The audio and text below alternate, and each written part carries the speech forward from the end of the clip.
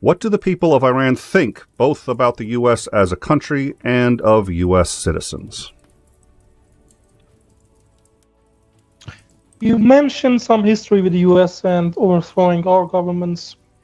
I'm going to elaborate on that first, if it's all right.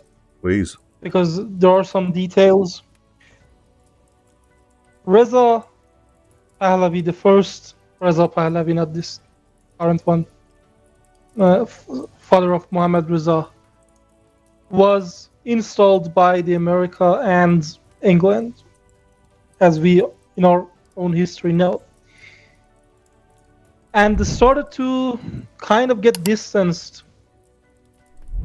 with time, to the point where United States again decided to interfere and remove Reza Pahlavi, made him give up the throne to his son, Mohammad Reza, and he was then put on a plane with the rest of his sons, other than Mohammad Reza, and the plane crash landed on a mountain, basically assassinating the rest of the royal family of the Pahlavi line with Reza Pahlavi.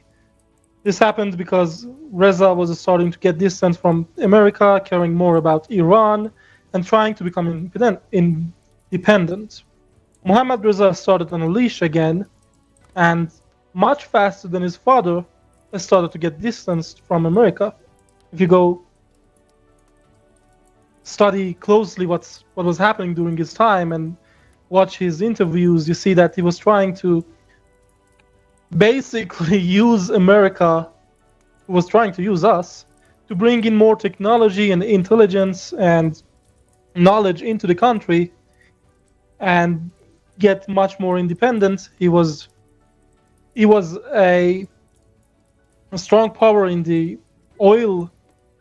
What was the name of their little thingy? It's now countries. BP. I've forgotten what it was called. It was the Royal Petroleum but it's now British Petroleum. Not the company. Oh. This like conglomerate of the countries who provided the most oil in OPEC. The world. They had this OPEC. Yes, he had too much power in OPEC and was trying to use that to bring more money into Iran. And this is where the unrest had started before Reza Pahlavi. But when Mohammad Reza decided to stand for his own country, again,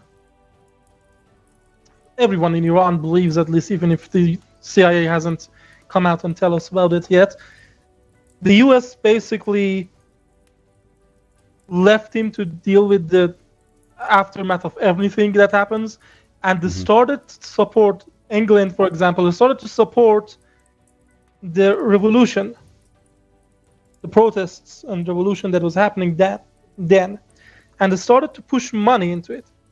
There is, for example, the main source of information for the revolutionaries and the mullahs was BBC, which belongs to the British. And why would BBC have anything to do with the revolution? Why would BBC basically be the communication for these people? Because phones weren't that widespread in Iran back then. It would be hard to communicate, and BBC was the channel, the radio BBC it was back then, that recited everything someone like Khomeini said to the rest of people. Basically delivered the orders for everything that happened. And of course there was evidence. There is evidence. I can't recall on the top of my tongue, but that figures like Khomeini or organizations like Mujahideen were funded by governments outside Iran, which usually traces back to America and Britannia. There is that resentment still in everyone, because it's like back then, people loved that, but this came back to bite us in the ass. So there is a bit of resentment about that. Why did you help the mullahs gain power? Absolutely. But the actual feelings of the people, especially the younger generations,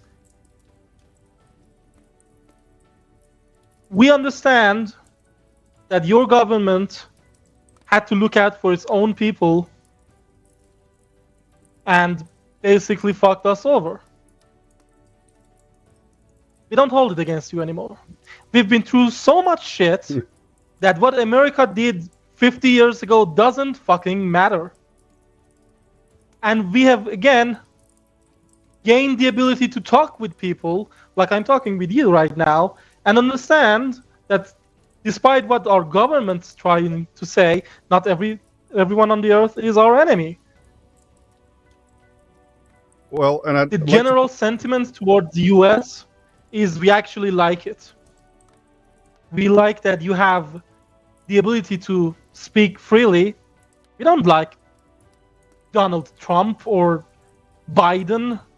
We kind of liked the one before Obama. I don't know. I don't remember why we liked him, but we kind of liked Obama. We don't like George Bush, but the U.S. for us has become an idea, not a nation, and we like the idea of U.S. We understand there are rednecks, as you call them in your country, racist people, but we also understand there are people in your country. And from what interactions the Iranians have had with the United States citizens, because let's be honest, the rednecks, if we are going to continue calling them, it's what I heard Americans call the racist generation. I don't know, I might be wrong. That's roughly, but what interaction we had?